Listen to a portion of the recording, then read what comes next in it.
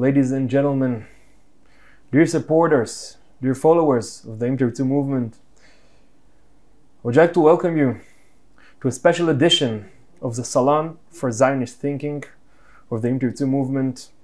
Today, on the English language with a special guest. And indeed, we're going to tackle some very interesting, intriguing topics today. And I'd like to welcome our guest for today. We delight to have him here. Finally, Benjamin Weinthal. Thank you for coming. How are you? Good, Yonatan. Thanks for having me. And it's nice to be in the office of Im Tirtzu, an organization that I closely follow and recognize the importance of its valuable work in Israel. Yes, you cover activities, of course, our achievements. But first of all, if I may introduce you, I think it's important for our audience to get to know you. Benjamin Weinthal, writing fellow for the Middle East Forum and a journalist covering the German-Israeli relations and anti-Semitism in Germany in the last 10 years. You're writing for, of course, for a few leading media outlets. Let's go. Benny, I would like to begin with the first question, if I may. Can you give us, supply us an overview of the German-Israeli relations in the last 10 years? How come the German establishment became so hostile towards Israel 80 years after the Holocaust? What happened there? And how come they became so anti-Zionist and try to preach us all the time instead of what most of Israel think to be our allies, support us in our efforts here, of course, in our survival efforts in the Middle East? Well, it's been a mixed bag since Merkel announced in the Knesset here in Jerusalem in 2008 that Israel's security interests are integral to Germany's security interests. She declared this famous pledge to Israel's security in 2008, and it seems to have in no way, shape, or form fulfilled its mission, namely that Germany has gone to great lengths to defend Israel. The opposite is true, as we've seen, especially over the last 10 years, as you mentioned. During this time period, I believe 71% of Germany's votes at the United Nations have been against Israel. Germany has repeatedly aligned itself with the Islamic Republic of Iran against Israel. The Simon Wiesenthal Center, a number of years ago, classified Germany's ambassador to the UN as one of the worst outbreaks of anti-Semitism because he compared Israel to the jihadi terrorist organization Hamas during a Security Council meeting. His name is Christoph Heusgen, and he's now the head of the Munich Security Conference, a very prestigious security conference that's held each year in Munich. And he recently attacked Israel because of its efforts to reform its judiciary. So you have folks like this, Christoph Heusgen, who are lecturing Israel about how to be a democratic state, when in fact this is the same person who articulated anti-Semitic views at the World Body, according to the Simon Wiesenthal Center. But there are other issues. He was, for many years, the advisor of Merkel, right? Or at least the ambassador of Germany in the United Nations. So correct. It speaks volume. He was both the Merkel's advisor for many years, for most of her time as Chancellor of Germany, and then she appointed him to be, as I said, the UN ambassador to the UN. And when he entered the UN Security Council, when Germany was as part of the UN Security Council during its rotation period, he delegitimized Israel to the point of comparing it to Hamas. Now that's one example. I mean, there are other examples where Merkel, and I broke this story in 2017, I believe, for the Jerusalem Post, where I found out through multiple sources that Merkel told European countries, mainly Eastern European, Romania, Poland, and others, to not move their embassies to Jerusalem after the Trump administration recognized Jerusalem as Israel's capital, even though we all know that Jerusalem is Israel's capital. But the Trump administration moved its embassy to Jerusalem to solidify the facts on the ground. Merkel did the opposite. And to this day, only a few German outlets, mainly one website, I believe, reported on my exclusive, and it was reported in other outlets. But that shows you the feeling that Merkel shifted from this sentence in the Knesset of 2018, where she made this pledge, to becoming an active opponent of Israel's capital in Jerusalem. And there's a number of other issues, including trade with Iran, sending her diplomats, for example, to Iran's embassy in Berlin to celebrate the Islamic Revolution that took place in 1979.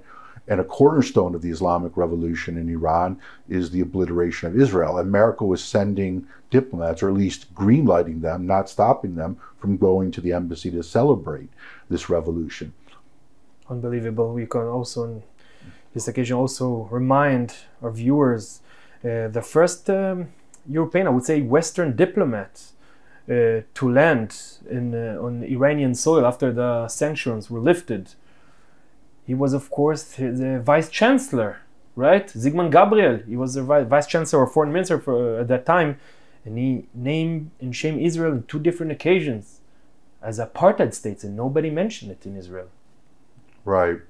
I did report on Zygmunt Gabriel's comments extensively for the Jerusalem Post, but also for a newspaper in Switzerland, a German paper, German language paper in Switzerland, a lengthy expose about his attacks, which many classified as anti-Semitic, on Israel. And that, I think, did sting him in many ways, that there was some pushback, not only in the media, but also among some Germans. I remember a young German woman criticizing him at a university talk about his attacks on Israel as an apartheid state, and she embarrassed him. And I think she cited some of the articles in the Jerusalem Post. So the point is that if there's pushback, resistance, countervailing forces, many of the things that Yom Tirtzu does, to its credit, you can detour German anti-Israel behavior, or at least modify it and get results. Yom Tirtzu happens to be one of the few organizations in Israel that actually engages in this type of work, and that's why, for many people, it's an extremely remarkable organization.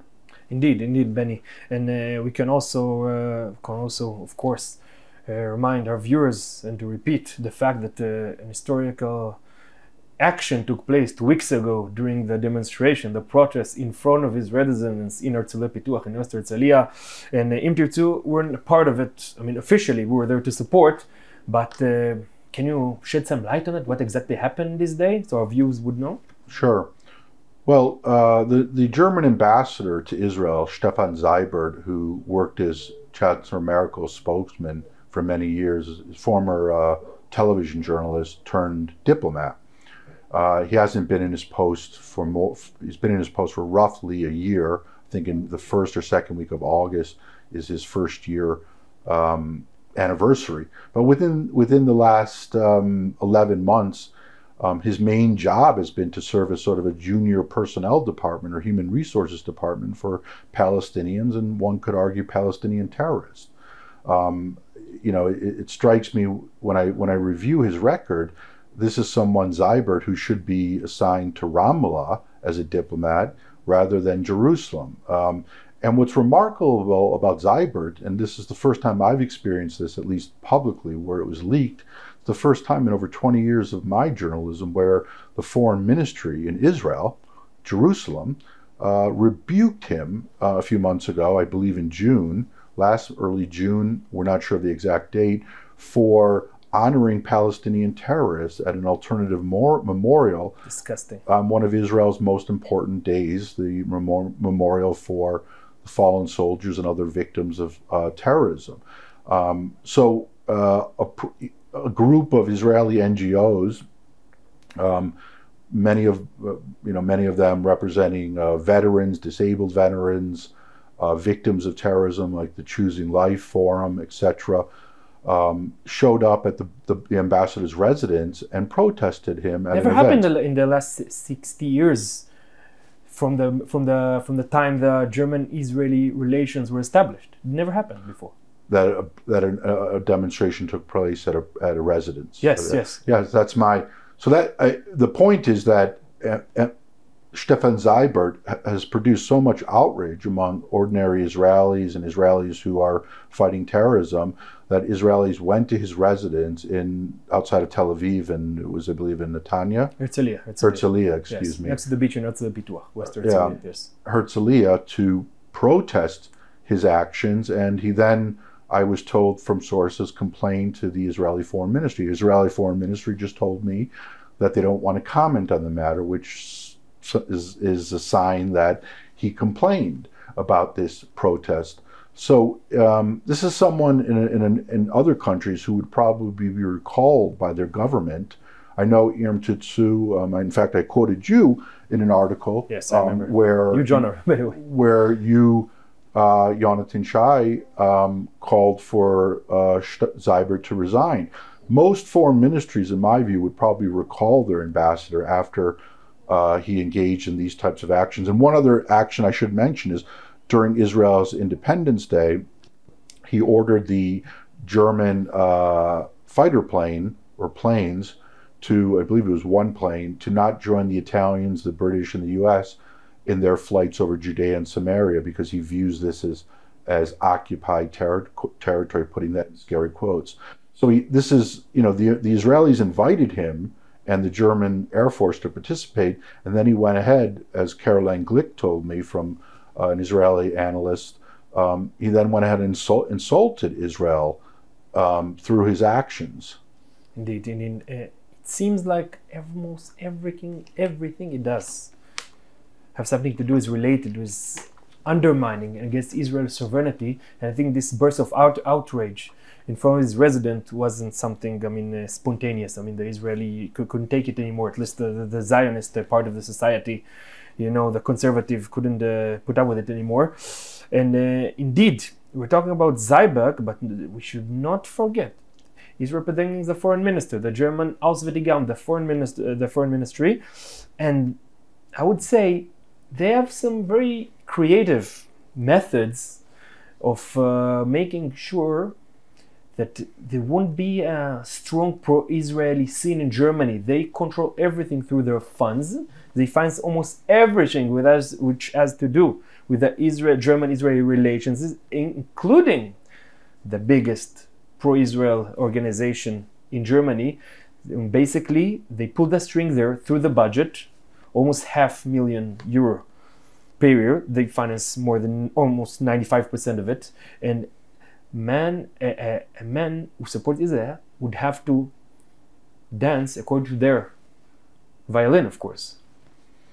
Right. Seibert is as you point out, an instrument, very blunt instrument, I would argue, for the interests of the Green Party-controlled foreign ministry that's run by the foreign minister Baerbock, who is largely clueless about Israel's security interests, and her party has advanced the interests of the Islamic Republic of Iran for decades.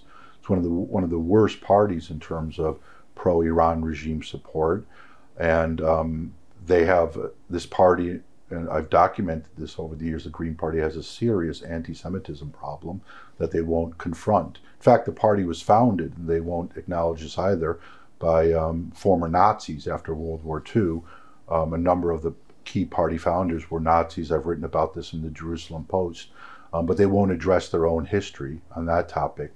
But the German Foreign Ministry, obviously, as you know, and Matan Peleg here at Irm Tutsu has written about this in his new book, devotes considerable resources, tens of millions, to anti-Israeli NGOs that operate both in Judea and we'll Samaria just show and Israel. we have it right here. Medina למכירה, state for sale. This is how you would translate it. Sale. State for sale. Yes, and indeed, and yes, and according to this book, 154 million that's the shekel was flowing from Germany to Israel to finance the most dubious, the most radical and marginal, left radical organization in our society, in order to undermine our sovereignty. Right. You have examples? I do have examples. Two of the a number of German NGOs funded a very hardcore left-wing Israeli NGO that supported this alternative memorial that Seibert combats for peace, exactly. Right. That Seibert, the German ambassador, intended, and that this memorial honors Palestinian terrorists who killed Israelis and soldiers as well as Israeli civilians. So this event that Seibert attended was funded by German NGOs. They sent the money to a far left, very extremist and Israeli NGO, and he showed up. I believe one of the organizations is called Brot für die Welt, Bread for the World. A Christian, yes, a Christian organization yes. in Germany that funds this anti-Israeli NGO. This is a very serious problem from the foreign ministry. I should also mention that the German party, the Green Party, which controls the German foreign ministry, also funds Al-Haq. It's a Palestinian NGO that was classified by Israel a number of years ago as a terrorist organization. Exactly. The organization is based in Ramallah. And why was it classified? Because it's run by members of the Palestine Front for the the Popular Front for the Liberation of Palestine, the PFLP. And that's a designated terrorist organization both in Europe and the United States. And this is an organization that the Green Party's own foundation funds. I've sent them multiple press queries, and they won't discontinue the funding. And Seibert, the ambassador here, has no problem with this NGO. He's never objected to it. He's never called for the foreign ministry to stop funding it. So this is a big operation here in terms of this whole NGO business and how they support Palestinian terrorism, and the fact that there's being no action being done against. And I should mention that the foreign ministry under this government and the previous government in Germany has also targeted Irm Tetsu.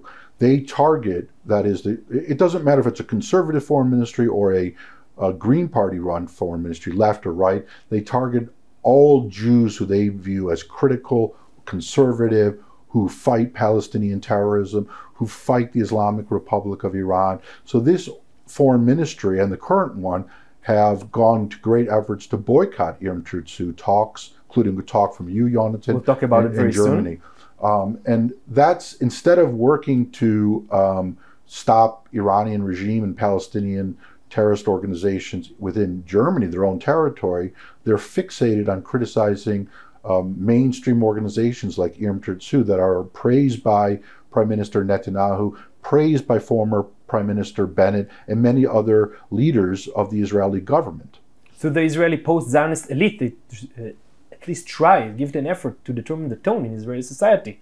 Was a good Jew, was a bad Jew, was the extreme Jew, was the decent Jew.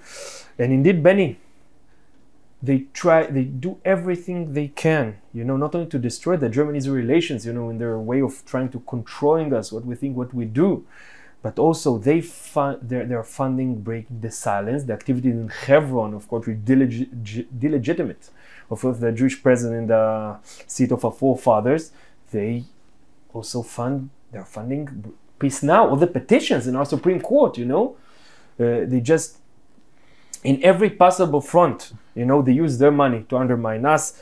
And correct me if I'm mistaken, also, if we talk about external funding, UNRWA, the Palestinian Authority, the PLO, aid money to the Hamas, is there an official enemy of the state of Israel and the Jewish people whom they are not funding?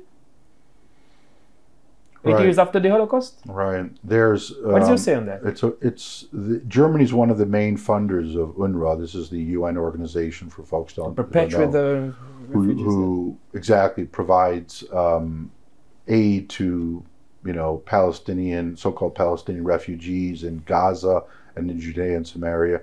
And as Yonatan mentioned, it perpetuates the conflict because it creates dependency, and it's the only UN organization that was established to deal with refugees. It doesn't fall under the main UN organization for refugees. And a lot of the funding has gone into, diverted into Hamas, and they've used UNRWA schools to launch rocket attacks against Israel and hide as shields. They've used these schools and other UNRWA buildings as a way to protect themselves from Israeli counterattacks. And Germany, of course, is one of the main funders of this organization, UNRWA. And Germany has not implemented, to my knowledge, any type of strict accountability in terms of where the funds go and how they're being managed. It's very loosey-goosey. It's a typical form of lax German enforcement where they just send tons of money to anti-Israeli entities, including anti-Semitic organizations, and there's zero accountability on the German side. It just alleviates their sense of guilt, which I would argue is a form of anti-Semitic guilt, because they won't confront these organizations. Indeed, they try to repair the world, of course, as a result of their trauma, but we cannot look away when there is like a kind of they are obsessed with the state of Israel and I would say the Jewish question. Anti-Semitism within Germany is spreading like fire. All the funding, all the money they sent to Israel, to the Palestinian Authority, just to, I would say, to fuel the Middle East conflict. This is how their guilt feelings look like. What this funding, it seems like it doesn't have a hand. It just and also it's reported to mention, while the Trump administration cut the funds to UNRWA and refused to finance them anymore, during Merkel administration as cancer, they doubled it. Unbelievable. Right. I mean, I agree with my mentor, the German Jewish writer Henrik Broder, who writes a column, for the Daily Die Welt, the World paper. He's a very fourth biggest newspaper in Germany. Very famous writer who's frequently issues scathing, sort of sarcastic indictments of Germany's role in the Middle East and Germany's efforts to combat anti-Semitism. And he's said in the past, Germany just should stay out of the Middle East, not get involved in Middle East affairs and what Israel's doing in the Middle East. And I think his departure point is correct. Obviously, Germany has done some good work. They've sold us submarines at reduced prices. In my view, that's fine. I mean, given what happened during, given in light of the Holocaust, I believe that there shouldn't even be a price tag on these Dolphin submarines that can be that can carry nuclear weapons. The Germans owe the Jewish people these types of defense military aid without any costs associated with it. That's fine. And obviously when Germany secures intelligence that can help Israel, but all of the other stuff, NGOs and what Germany's doing in terms of trying to serve as Israel's probation officer and cracking the whip like a German schoolmaster to lecture us about how we deal with terrorism, Germany just should back off and stay silent, because they really have everything they've contributed in that area to this conflict has exacerbated the conflict. We all know, Benny, why they just don't give it up. We all know why they continue. We all know why they just, I would say, it sits on the top of their agenda, to intervene in everything we're doing here. From their point of view, we are still the humiliated Jew, who needs guidance, who needs to be shown the light. They're the enlightened. We are too sovereign from their point of view, from their perspective, and how they do it, of course. A man would think, the average Israel would think, okay, so much animosity, so much hostility against Israel. Okay, they're like every other Western country. They don't like the fact that the Israeli presence in our biblical regions of Judea and Samaria. They don't like the fact that our governments, since at least in the last 40 years, are mainly based on conservative right-wing parties. They don't like all this kind of stuff. So basically, what they're doing, Benny, those are preachers. But one would think, at least we have a strong lobby there because of the Holocaust. There we have a strong pro-Israeli lobby who is in Germany, who's taking care of our interests there. And this lobby, his name is the DIG, the Friendship Association, Germany and Israel, right? So we would think German, as I said before, they finance them almost, 95% of their budget come from the taxpayer, the German taxpayer. And 1 year ago, somebody was elected as the new president, Volker Beck, from the Green Party. Are they really pro-Israel, Benny? Are they really taking care of our interest in Germany? Like AIPAC in America and ELNET in America? Right. Well, AIPAC and the other organization mentioned are private organizations. And as you point out, the German-Israeli Association, DIG is the acronym in German, is largely funded by the German Foreign Ministry and its public taxpayer money, as you mentioned. So there's already a built-in conflict of interest because the DIG, and I'll just use the acronym so your viewers know this allegedly pro-Israel organization, the DIG, is its views largely mirror the views of the German government and the foreign ministry. They'll try at times to deviate a bit, but in large measure, for example, the DIG came out in defense of Stefan Seibert as a great support of Israel after the protest took place at his residence. And they criticized, and really, I would argue... Just disgraced the protest, I would say. You know, they used, Volker Beck wrote the press release for this organization of over 5,000 members. I question whether the 5,000 members or plus agree with his... I can tell you, very explicit, most of them don't agree, but he can do whatever they want, and it's like, we'll elaborate on that.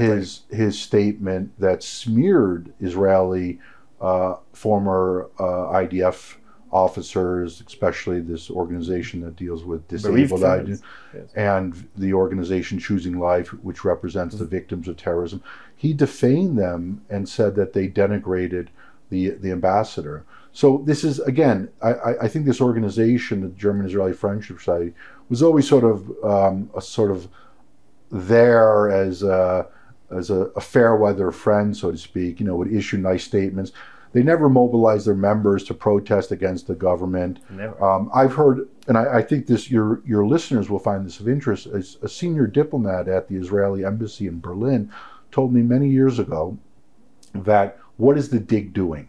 They have over 5,000 members. Where are they? What are they doing with those members? And his point was they don't mobilize them. They don't use them to try to push the Bundestag and the federal government to promote real pro-Israel policies. It's an organization that has potential, but it's completely it's stagnating, and now it's become, as I said, a blunt instrument for the anti-Israel agenda of the foreign ministry. And Volker Beck, who now runs as a former Green Party politician, who eventually was ousted from the Bundestag because he was caught he possessed crystal meth, an illicit drug. He was arrested for that.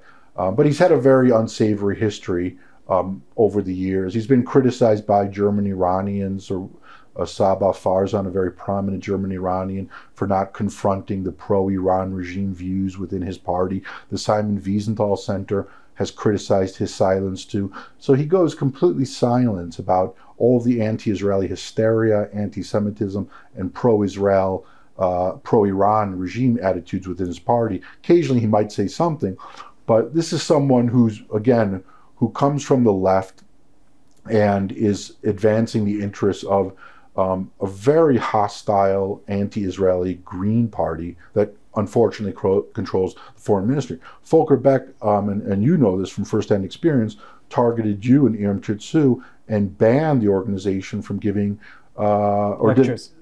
giving lectures in Germany. He did he carried the water for the foreign ministry because the foreign ministry is opposed to Irm Chitsu. He vetoed the decision of many DIG sub-organizations all around southern Germany, to invite us, Irm Chitsu, me as a main speaker. And not only that, let's spice up this topic against Volker Beck, the president of the DIG. He also doesn't even try to hide that he's a huge fan of financing and funding the left, radical and marginal lefty organization, the Israeli society, who has zero legitimacy in the Israeli society. He said we just embark on a very hard struggle to make sure the NGO law in Israel won't be passed, because he believes still the German money should finance and support this discussing organization, actually sabotaging everything we try to achieve in Israel regarding our security, regarding spreading the Zionist vision.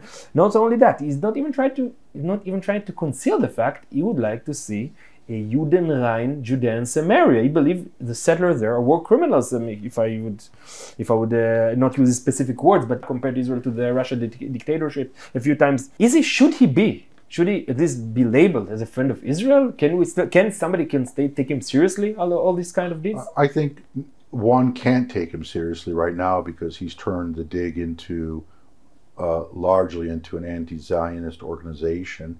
He's also deeply perplexed, a very troubled person because of his background in terms of campaigning and writing essays for the decriminalization of sex between adults and children. And I find it very odd that people like this, who argue for laws that are deeply vile, not only Volker Beck but other German figures, are now lecturing Israel about its judicial reforms. Again, this is someone who, and I need to make it clear, because their main project now, the main I would say ideology, but it's on the top of their agenda to counter the judicial reform in Israel. The Dig are friends in Germany. Right. This is what they deal with, not the casualties of terror, not of course strengthening our security interest. Unbelievable. It's an excellent point, because the Dig, you would think, and Volker Beck and its 5,000 members, and as you point out, there are many members there who want to advance the security of interests of Israel. Many of the members, and as you point out, many of the Digs in southern Germany invited you, and you ended up speaking at some of these organizations. But Volker Beck and the German Foreign Ministry has shifted the Dig into a organization that campaigns against judicial reform in Israel. So that's what it's about. That's its central mission right now. I completely agree with you. Instead of, for example, trying to replicate what the Americans are doing. Just the other day, I reported on New Hampshire, the state of New Hampshire in New England, becoming the 37th state to support a ban of BDS. That is, the state, the executive branch, cannot conduct business with companies that are involved in BDS. 37 American states out of 50. You would think at a minimum that an organization like the Dig would spend its time working with the 16 German states, some of them who are more pro-Israel than others, and trying to replicate the American-style anti-BDS legislation in Germany. So you have something concrete. Right now in Germany, all the Germans have is an anti-BDS resolution that's non-binding. That says BDS is anti-Semitic, and we don't encourage the support of German funds for it. But of course, German funds are being used to support all types of BDS organizations. So it's nice on paper, but it doesn't have any, it's a paper tiger. It doesn't have any, there's no meat on the skeleton. So Volker Beck, in my view, and all these multiple Digs, I mean, there's, Digs in every city. Some are active, some are completely in the coffin, dead. Others are most of them, I would say, pretty much dead, and they admitted themselves. Yeah, most some of them are half active. dead, half alive. But I would agree, many of them are in a state of coma. But you can activate them so they come out of their coma and get them focused on how can we convince our lawmakers to pass anti-BDS legislation. And also, and I would add about Volker Beck and the Dig, as you pointed out, one new strand of very potent anti-Semitism in Germany. This is coming from the Foreign Ministry and from Volker Beck and many of the anti-Semitism commissioners who are tasked with fighting anti-Semitism, is to target Jews who they view as Zionist, right of center, or conservative. Jews who they view as being hawks about the military and the security of interests of Israel.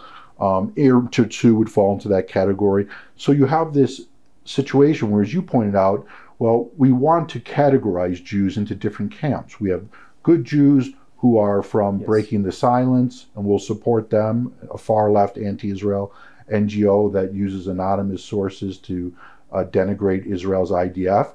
And then we have those are the good Jews from the German government's point of view. And then we have our bad Jews, and they'll list different organizations that are actually going to great lengths to support the IDF and fight Iran. According to their perspective, there are the good Jews, the bad Jews, as we mentioned, but and they don't even spare words. Look at, they spoke about the protesters in front of the house. They didn't see the pain of the Jews standing there protesting and yelling, bereaved families, IDF disables, victims of the lack of state of law in the southern Tel Aviv, the illegal immigrants who rape and plunder and do some terrible stuff. They were there yelling, and how they labeled them?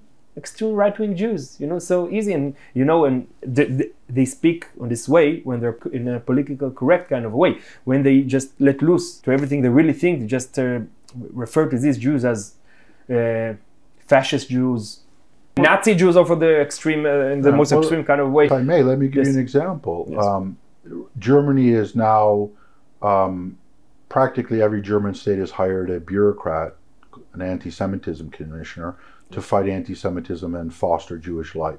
This whole system has turned into a giant farce. It's a joke. The number of commissioners, and I'll name two. One, Gerhard Ulrich in the north, former Protestant bishop for northern Germany, who's based in Kiel, has used, in his sermons, anti-Semitic theological language targeting Jews, calling us deformed, saying the security barrier between Judea and Samaria and parts of Israel is the equivalent of the Berlin Wall. So it's a way to delegitimize it. Saying Jews are involved in eye for the eye, revenge behavior, all the anti-Semitic tropes that exist in this anti-Semitic Christian outlook, he used during his sermons. He was appointed the commissioner to fight anti-Semitism. The Simon Wiesenthal Center urged that he resign. Gerhard Ulrich is his name. And then in the southern western But he's not the worst of them all. Well, he's bad. I mean, the worst is probably Michael Bluma, who's a commissioner in Baden-Württemberg, who, to follow your thread of thinking, went on German radio, public German radio, and said German Jews are right-wing extremists. He called them right-wing extremists on German radio. Unbelievable. This is someone, again, who's supposed to fight anti-Semitism. The Wiesenthal system has routinely or frequently has classified his statements as anti-Semitic. Natan Sharansky, the former minister in Israeli cabinet here, and the famous Soviet dissident, and the founder, I should add, of the modern definition of anti-Semitism, termed Michael Bluma's tweet recently anti-Semitic, and because it's filled with an anti-Semitic conspiracy theory. He claimed, Bluma, that suggested that he's being surveilled by an Israeli, a secret Israeli spy organization somewhere outside of Tel Aviv, without proof. Just as he said German Jews are right-wing extremists, he offered no proof. He's equated Israelis with Nazis. He called the German Jewish activist Malka Goldstein-Wolf, who fights BDS and Roger Waters' anti-Semitism. He compared her with Adolf Eichmann. It goes on and on and on, and he still remains as the commissioner in Baden-Württemberg. Let's get something straight here. I try to understand, Benny. So, we all know also in Israel, we know it already, anti-Semitism in Germany is skyrocketing. 80 years after the Holocaust, you cannot just go safely on the street with a kippah. Every Jewish community needs I would say a platoon of policemen. Some security people are being brought from Israel in the bigger communities, congregations. So basically, also the establishment is financing the worst enemies of Israel, the Palestinians in their marches as well.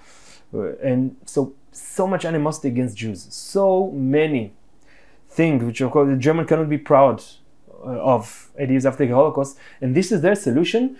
Every state, almost, I think the federal level, and almost every district state, they appoint commissioner to combat anti-Semitism.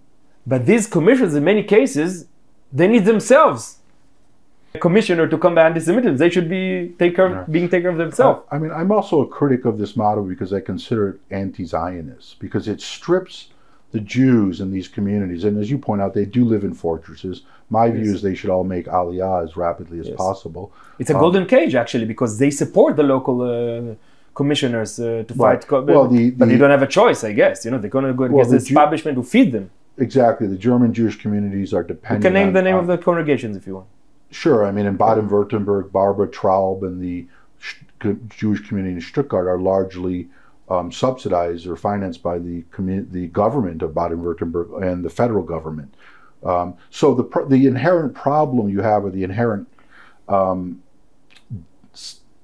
defect, I guess, of this system is the German government, like all these NGOs, subsidizes or finances all these Jewish communities. So these Jewish communities are dependent, as you point out, on the German government. And this creates a system where the Jewish communities will not criticize the government, even if they're anti-Semitic, even if they're carrying out anti-Semitic policies in general. I'm putting that in scary quotes, but the Jewish communities are slavishly devote devoted to their German government at the expense, in my view, of Israel's security. That's why I believe, if you're of all ages, you should consider making Aliyah as rapidly as possible. You worked for the agency, the Jewish agency that helped carry out Aliyah, so they could obviously turn to you since you're an expert in the field. But I do think that outsourcing your security as a Jewish community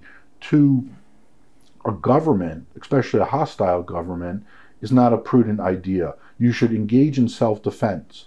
Hire your own security, arm your members, have Jews with guns on the premises who are willing to defend themselves, and not engage in this outsourcing of security. Because at the end of the day, it strips you of your own dignity and respect. It strips you of your own sense of self-preservation. It strips you of any sense you have as a full human being. You're back in a situation where you're incredibly servile, and servility does not help the Jewish communities in Germany or anywhere, or the state of Israel. And the Jewish communities, in my view, especially the leadership, have not internalized these lessons. And that's why what we're seeing there is a bizarre collusion on many levels between, as I mentioned, the Stuttgart community, Jewish community. Barbara Traub was the president, and an anti-Semitic commissioner, Michael Bluma, and their efforts to in my view, damage Israel. The German establishment, it just mess it up in every possible front. They cannot do anything to get nothing straight.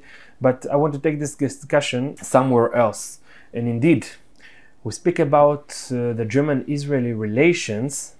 And basically, Benny, do you see any hope, try to improve the situation within Germany? Or actually the field should be relocated to Israel and here combat them here, because the German establishment is always so poisoned with the disease of anti-Zionism. One would say this is the modern gestalt, shape of anti-Semitism.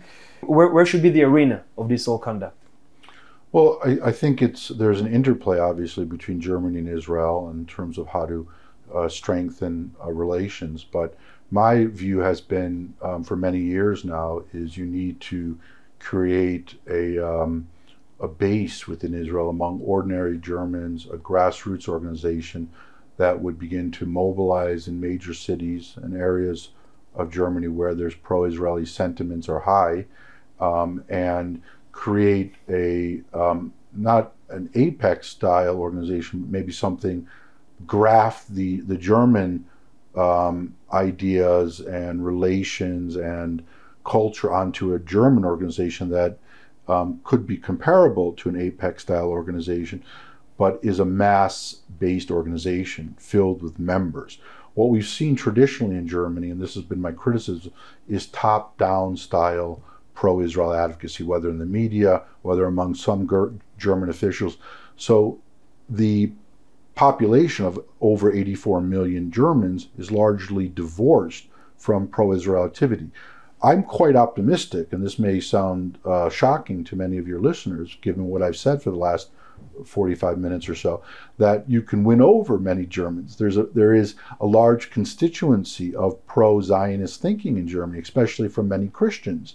So you can create a mass-based organization with members who are willing to be mobilized to vote against lawmakers who are anti-Israel, similar, as I said, to the model in the United States with AIPAC right now, where you target anti-Israeli Bundestag members and you vote them out of office. Let me counter what you say, Benny, if I may. I don't think it's so easy to accomplish due to the fact the German government, they're listing all the people who are trying to do something actually effective to support Israel, to, so to say, bring about effective Israel advocacy work projects. And many people, students with whom I work with in the past as the emissary of the Jewish agency in Germany, also Jewish congregations and even pro-Israel Zionist organizations, they knew if they would support Israel on the Zionist way of Israel presence in Judea and Samaria,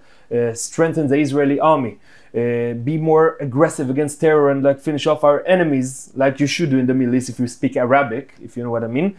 It seems like these kind of people speak strongly, speak for very, I would say, in a bold kind of way for Israel, they just will take their funds away. They will just, so to say, BDS them. This is a phenomenon I encountered. So you think these people are brave enough? You spoke about grassroots organization movement in Germany. Think they're brave enough, to do so in face of the hostility of the establishment, of the co-workers, of the professors at the university? They are the threat if they do so. Well, we do see. I think bravery is the wrong word, because we're dealing with an open, free, democratic society where you have the right to exercise your views. Bravery for me means something else. It means what Iranians are doing when they seek to abolish the regime, as we see during the Women, Life, Freedom movement. But that's another question.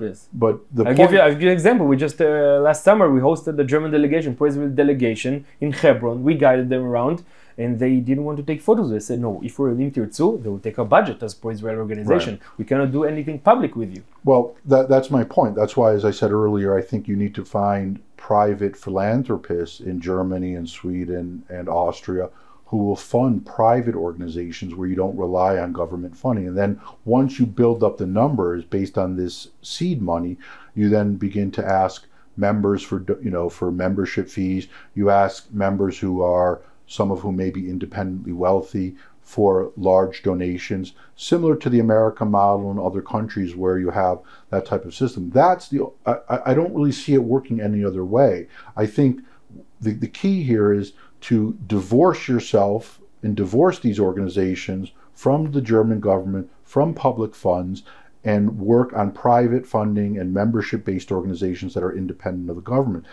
So I'm excessively optimistic, but the question is where can you find the donations from philanthropists, and who's willing to do this? I think there needs to be a radical, a wholesale revision right now of pro-Israel advocacy and grassroots organizing in Germany.